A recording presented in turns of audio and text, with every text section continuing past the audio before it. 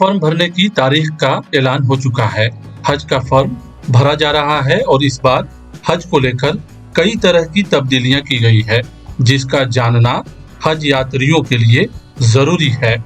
पटना के हज भवन में हज कमेटी ने एक प्रेस कॉन्फ्रेंस का आयोजन कर मीडिया के सामने तमाम जानकारियों को साझा किया है। आइए जानने की कोशिश करते हैं कि किस तरह से इस बार हज का फॉर्म भरा जाएगा, हज करने पर इस बार कितना पैसा खर्च होगा, कब से और कहां से हज यात्रियों के जाने का सिलसिला शुरू होगा। साथ ही ये भी जानेंगे कि इस बार कितने दिनों में हज यात्री हज करके वापस आएंगे।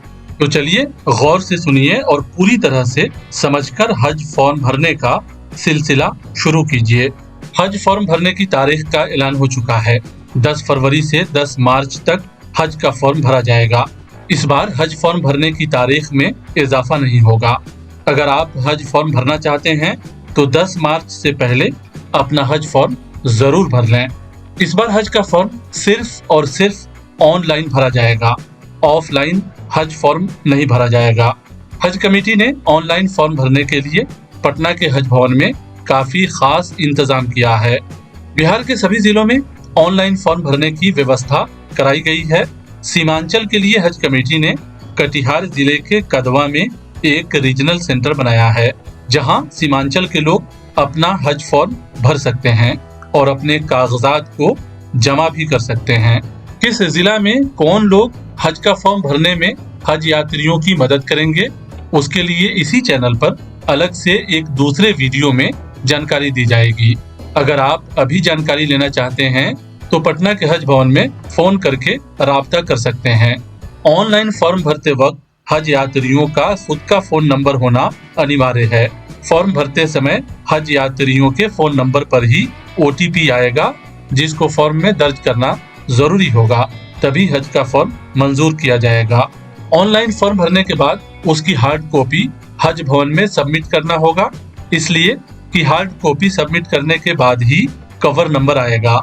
10 मार्च के बाद हज यात्री अपने ऑनलाइन फॉर्म का हार्ड कॉपी हज भवन में जमा कर सकते हैं। इस बार हज पर जाने के लिए उम्र की सीमा खत्म कर दी गई है। अब किसी भी उम्र के लोग हज कर सकते हैं। 70 साल से ज्यादा उम्र के लोगों को अपने साथ एक कंपेनियन को ले जाना अनिवार्य होगा। हज फॉर्म भरने में किसी भी तरह का पैसा नहीं लगेगा। इस बार हज करने पर एक हज यात्री का खर्च करीब 4,10,000 से 4,35,000 के बीच आ सकता है। वो पैसा हज यात्रियों को 3 बार में अदा करना होगा। 15 मार्च के बाद 81,500 रुपए, 2 अप्रैल के बाद 1,70,000 और 1 मई के बाद बाकी बचा पैसा देना होगा। आखिर के किस्त की जानकारी हवाई जहाज का टेंडर पास होने के बाद हज यात्रियों को उनके मोबाइल पर हज कमेटी की तरफ से दी जाएगी। इस साल हिंदुस्तान से 1,75,025 हज यात्रियों को हज करने का मौका मिला है। बिहार से 14,042 हज यात्री इस साल जा सकेंगे। 21 मई से 22 जून के बीच हज के लिए भारत से हज यात्री सऊदी अरब जाएंगे, यानी हज यात्रियों का पहला काफिला 21 मई को जाएगा। इस बार सिर्फ 30 से 40 दिन के अंदर हज मुकम्मल हो जाएगा और हज करने के बाद हज यात्री वापस अपने देश आने लगेंगे। इस साल बिहार के हज यात्री गया एम्बार्केशन पॉइंट से उड़ान भरेंगे। अगर आपने कोविड वैक्सीन नहीं लिया है तो फौरन कोविड का टीका ले लीजिए, इसलिए कि कोविड के पहले और दूसरे डोज के बिना आप हज नहीं कर सकेंगे। अगर आपने कोविड का वैक्सीन नहीं लिया है तो आपका हज फॉर्म कैंसिल हो जाएगा। बूस्टर डोज की जरूरत नहीं है, लेकिन कोविड का पहला और दूसरा डोज का होना लाजमी है। अगर आपने टीका नहीं लिया है तो 10 मार्च से पहले कोविड का वैक्सीन ले लें और फिर हज का फॉर्म भरें। हज फॉर्म भरते वक्त Aadhaar number, PAN card, cancel cheque, passport और फोटो का होना जरूरी है। इस बार हज कमेटी ऑफ इंडिया की तरफ से किसी तरह का कोई बैग नहीं दिया जाएगा। बैग का इंतजाम आपको खुद करना होगा। इस साल हज कमेटी की तरफ से फोन के लिए सिम कार्ड जारी नहीं किया जाएगा, उसका इंतजाम भी हज यात्रियों को खुद करना होगा। अब आइए सुनते हैं हज कमेटी के चेयरमैन अब्दुल हक ने हज यात्रियों को और क्या बताया है। हज 2023 के लिए 10 फरवरी से आवेदन आ गया है। हम लोग 11 फरवरी से फॉर्म भरना शुरू कर दिए हैं और ये लास्ट डेट 10 मार्च 2023 रहेगा। उसके आगे कोई डेट बढ़ने वाला नहीं है। और जो फॉर्म भरे जाएंगे वो टोटल ऑनलाइन फॉर्म है, ऑफलाइन का इस बार कोई प्रोविज़न नहीं है। अगर जो लोग हज 2023 के लिए जा रहे हैं वो ऑनलाइन साइबर कैफ़े से जाके अपना ऑनलाइन फॉर्म भर सकते हैं, जो कि फॉर्म फ्री ऑफ कॉस्ट आप ऑनलाइन करने का है। इस बार जो ज़रूरी डॉक्यूमेंट लिया जा रहा है, जो आपको फॉर्म के साथ जमा करना है, वो आपको Aadhaar number, PAN number, cancellation cheque का अपलोड करना है। आप पासपोर्ट के स्कैन करके आपको अपलोड करना है, एक फ़ोटोग्राफ, वाइट बैकग्राउंड। उसके साथ आप ऑनलाइन दरख्वास्त जब भर देंगे 10 मार्च 2023 के बाद, वो आप हज भवन पटना या ज़िला के कोई भी ज़िम्मेदारान हैं जो हज के ऊपर काम कर रहे हैं, उनको आप अपना पासपोर्ट सबमिट कर सकते हैं ऑनलाइन फॉर्म का फ़ोटोकॉपी के साथ। उनके साथ आपको 2 ज़रूरी डिक्लेरेशन सबमिट करना है। जो एक आपका हेल्थ डिक्लेरेशन है जो एनेक्शल 6 पे है, और एक एनेक्शल 1 पे है।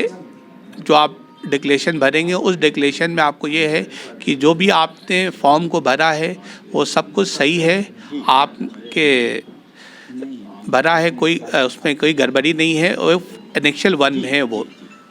और दूसरा हेल्थ फिटनेस आप एनेक्शल 6 में है, वो आप साथ जमा कर सकते हैं ऑनलाइन फॉर्म के साथ। हेल्थ में क्या है? और हेल्थ में क्या है कि आपको उसमें पूछा गया है आपको कोई किस्म का हेल्थ बैकग्राउंड से रिलेटेड कोई इशू नहीं है। अगर कोई इशू है आप वह हेल्थ डिक्लेरेशन में आप उसको मेंशन कर दीजिए। दूसरा चीज़ ब्लड ग्रुप का उसमें पूछा गया है। ये ज़रूरी 2 डिक्लेरेशन के साथ आपको ये अपने पासपोर्ट को सबमिट करना है। जब आप फॉर्म सबमिट करेंगे तो उसके बाद 300 रुपये प्रोसेसिंग अमाउंट आपको एक अकाउंट नंबर दिया गया हज गाइडलाइन में। 2 बैंक के, एक स्टेट बैंक ऑफ इंडिया, एक यूनियन बैंक का, ये 2 बैंक का ये डिटेल है जिसमें आप 300 रुपये अपना प्रोसेसिंग अमाउंट आप जमा करेंगे, रजिस्ट्रेशन अमाउंट। पहला केस 15 मार्च से जमा किए जाएंगे जो कि 81,500 रुपये लिया जाएगा। दूसरा केस 2 अप्रैल से शुरू हो जाएगा और उसमें 1,70,000 सेकेंड इंस्टॉलमेंट है। तीसरा इंस्टॉलमेंट 1 मई से शुरू होगा। वो फाइनल फिगर अभी आए नहीं है, वो फाइनल फिगर आने के बाद वो दिया जाएगा। इस बार हज फॉर्म भरने के लिए उम्र का कोई कैद नहीं है। आज जो 70 साल से ऊपर के जो हाजी हैं, जो लोग 70 साल जिनकी उम्र ज़्यादा है, वो अपने साथ एक कैंपेनियन ले जा सकते हैं। कैंपेनियन का शर्त ये है कि अगर उनके साथ कोई ब्लड रिलेशन हो तो वो भी चलेगा। अगर कोई पहले से हज किए हुए है या रिपीटर बन के जाना चाह रहे तो उनको भी आप अपने कवर में शामिल कर सकते हैं, मगर 70+ वाले बिना कैंपेनियन का वो नहीं जा पाएंगे। अगर जो हस्बैंड वाइफ भी है तो पहले अमूमन क्या होते थे कि अगर हस्बैंड का उम्र 70 साल है या वाइफ का भी उम्र 70 साल है तो वो दोनों आपस में अपने कैंपेनियन बना लेते थे। इस साल अगर दोनों अगर 70+ है तो उनके साथ 2 कैंपेनियन कवर में अलाउड है। बिना कैंपेनियन का उनका फॉर्म रिजेक्ट कर दिया जाएगा। और इसके साथ साथ आपको कोविड वैक्सीनेशन का फर्स्ट डोज, सेकेंड डोज होना ज़रूरी है। बिना वैक्सीनेशन सर्टिफिकेट का आप हज का फॉर्म नहीं भर पाएंगे। और उसमें ये है कि जैसे हमारे बिहार के आदमी है, उनको 2 ऑप्शन दिया जा रहा है एम्बार्केशन पॉइंट सिलेक्शन का। तो 2 एम्बार्केशन पॉइंट सिलेक्शन किया जा रहा है। पहला एम्बार्केशन पॉइंट जो उनका लोकल एम्बार्केशन पॉइंट है बिहार का गया, तो वो गया एम्बार्केशन पॉइंट सेलेक्ट करेंगे। और जो दूसरा एम्बार्केशन पॉइंट है वो रेस्ट 24 एम्बार्केशन पॉइंट में से कोई एक एम्बार्केशन पॉइंट वो चूज़ कर सकते हैं। हाँ, जब तक लोग फर्स्ट डोज और सेकंड डोज अगर लिए हुए हैं वही लोग फॉर्म भर सकते हैं। ये फर्स्ट डोज और सेकंड डोज मैंडेटरी है हज के फॉर्म भरने के लिए।